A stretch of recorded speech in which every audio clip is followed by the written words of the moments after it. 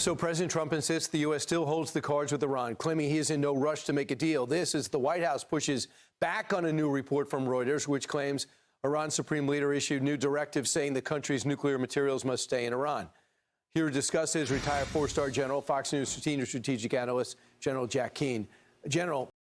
Welcome on in, everyone. This is the Dissident Debrief, and today we're going to be reacting to one of Fox News' favorite propagandists, hosted by Brian Kilmeade, Jack Keane.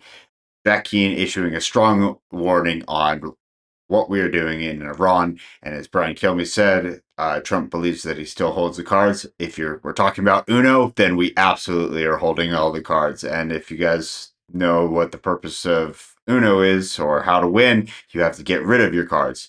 And so without further ado, let's go ahead and get on into it. The administration is pushing back on what the Supreme Leader said. I don't know what that means, but essentially the Supreme Leader says the nuclear material stays. What are you hearing? Well, I don't think that makes any sense. I think what I've heard is likely transferred to a third party. And certainly the Iranians want to keep enrichment for civilian purposes used, quote unquote. You know, the 3.67% that was in the JCPOA, the Obama deal.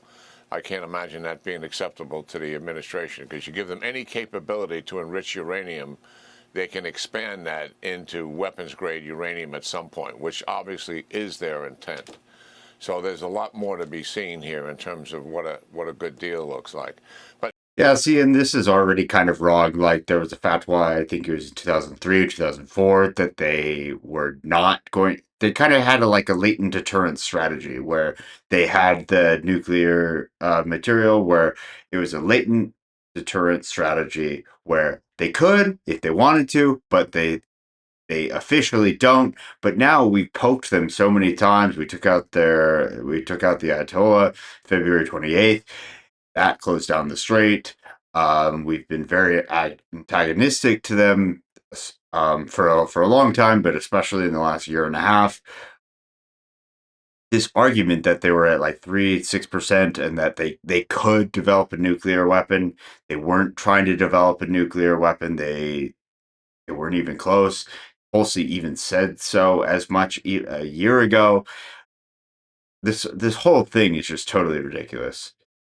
My problem with the deal here is that we leave Iran bruised but intact, and they'll walk away from here citing and convincing themselves that they got the United States to back down. And as a result of that, we extend a lifeline to the regime for sure, for them to do what? To recover. And in the deal, the unfrozen assets are about $100 billion. It's likely we're going to take some part of that and give that to them up front, and also reduce some of the sanctions. And certainly we're going to monitor their behavior. But nonetheless, it is a lifeline to the regime that extends them for years to come. The next administration is going to wind up having to deal with them. That's not where we started. Remember, we started to weaken this regime, to devastate and take away their capabilities to be a predator in the region, support the proxies, for sure, and obviously not have any nuclear capability whatsoever, and reduce this ballistic missile program quite substantially. And the idea... We've put Iran in a better position from this whole war. They've made more money, price of oil, or price of, gallons of oil are more expensive. They have complete control over the Strait of Hormuz. They're in a better position now. They know that they can withstand a lot more economic pain than the United States can.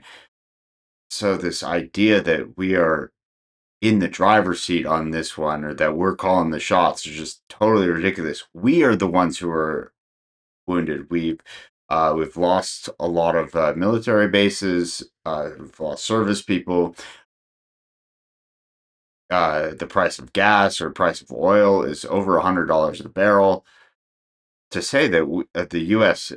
that we are winning this war is just insane. It was to weaken the regime, and militarily and also economically, that at some point it's on a pathway to collapse. And we're going to leave that up to the Iranian people to assist them in doing just that. But if we cut a deal here with giving them unfrozen assets, billions and billions of dollars, that enables them to recover, and it extends their lifeline. That's not I think where we started on this thing. It seems to me that we've been trying to get a deal for 6 weeks now. The military operation would largely have been over by now. And certainly some of the pressure that the administration feels would have been quite removed by that point. Yeah, and every time every time we negotiate with Iran, either us or Israel, they seem to have a nasty habit of killing the negotiators right before any sort of deal might come to fruition. In my judgment. So, and where we are now is we can't seem to get a deal. I think we need to go back to where we started from, renew our commitment to the original goals of the regime, and conduct this combined operation with the Israelis and the United States. We're at full magazine depth. We have exquisite intelligence over the last 6 weeks of what we need to do and where we need to do it. And the attacks are going to be quite devastating in terms of reducing their capabilities for the future. So, General, we got it. So, do you think that he's getting fully briefed by Admiral Cooper? Does Cooper have from your best of your estimate, does he have the confidence that you have that we could pull this off? And I understand the worry is about the Arab states and their energy sector. But we've had time to bulk it up, and the upside seems much more important than the risk on the downside. Do you think the president has changed his mind, or there are people around him telling him that this deal is good enough? Because it sounds worse than the JCPOA. Yeah, isn't that the funny part? We tore up the JCPOA. I wasn't like super initiated into politics back then, but we tore up the JCPOA, and then now we're fighting a war to get back to a deal that's worse than the JCPOA. Kind of like this whole war is about opening up the Strait of Hormuz, which was open before February 28th, and the price of oil was like $65 a barrel. So we're fighting to lower oil prices, and we're fighting to get back to essentially the Obama JCPOA. Well, I don't think the president's going to accept a bad deal. I truly believe he's the backstop here. So that's number one. Number two, yes, there likely is concern about Iran's ability to retaliate against oil and Gulf infrastructure of our allies and partners. They had plenty of opportunity for 5 weeks to do that, and they were not effective at doing that. If we need to bulk up their defenses, certainly we have the capability to do that. We've done that for Israel. Israel asked us to assist with their defense, and we have done that, and done that quite effectively. And I'm confident if that's needed here to assist our allies and partners to protect their oil and gas infrastructure, we can do it. The other thing is, let's give some credit to what the military operation will do in reducing their ability to retaliate. We're almost looking at this thing as if we don't lay a glove on them, and they're going to be able to fire missiles and drones at all of that capability and destroy it and hit desalination plants. Well, we're going to take a lot of that capability away from them rather quickly and reduce that effectiveness. And plus, they have defenses of their own. Give you an example. The UAE's got 19 Patriot batteries, 19, in addition to the Iron Dome capability that the Israelis gave them. I don't know exactly what the number is on the Saudis, but they have effective defenses. If they need more of Yeah, and I think one of the biggest issues with this war is Iran has shown that they are pretty good at their calculated horizontal escalation. There's been a whole lot of damage to oil fields, to oil infrastructure, slowing the export of oil. And there's been a lot of talk on taking Carg Island or destroying Carg Island, especially from people like Ben Shapiro. But if we were to do that, our allies in the region, like the Gulf region countries, they're going to be like super vulnerable, and we don't have that many. I don't think that we have that many um, anti-air missiles. We've kind of depleted a lot of them. At least that's what I've heard or read about, and it just seems like a total disaster. Of it, I think we can help them do that. And the UAE is on board. Saudi Arabia might be pushing back a little bit, but they also don't want an emboldened Iran. And on the other side, Qatar seems to play both sides. And obviously, we know where Israel stands. So I just think to leave it now, so close to finishing off one of this world's real cancers, is really an opportunity that we might not get back. And I'd hate to see it for political reasons. So, General, I hope the president's talking to the right people.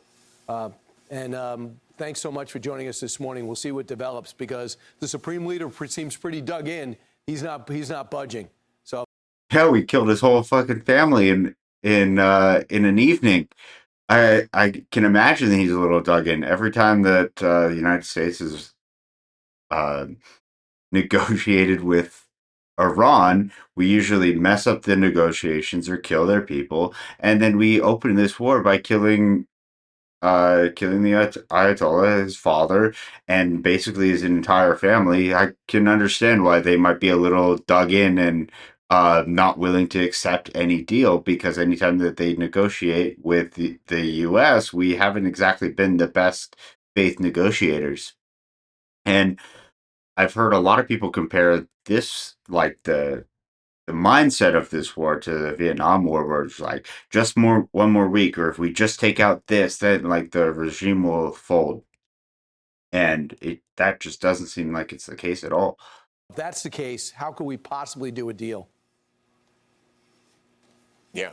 Well, we'll see what comes of this. One, the president's not going to do a bad deal, but I still think the preferred option after 6 weeks in dealing with these guys is let's get back to our original objectives, and it's all within our capability of achieving them in less than 2 weeks. Open up the Straits of Hormuz, and that absolutely can be done. Keep the blockade in place, and I think we really bring these guys to their knees in terms of their capabilities and their economic viability. I agree. All of that is to the advantage of the Iranian people and to our goals and the goals of Israel as well. General Jack Keane, thanks so much. Appreciate it. We'll see what happens. Something's probably going to develop today.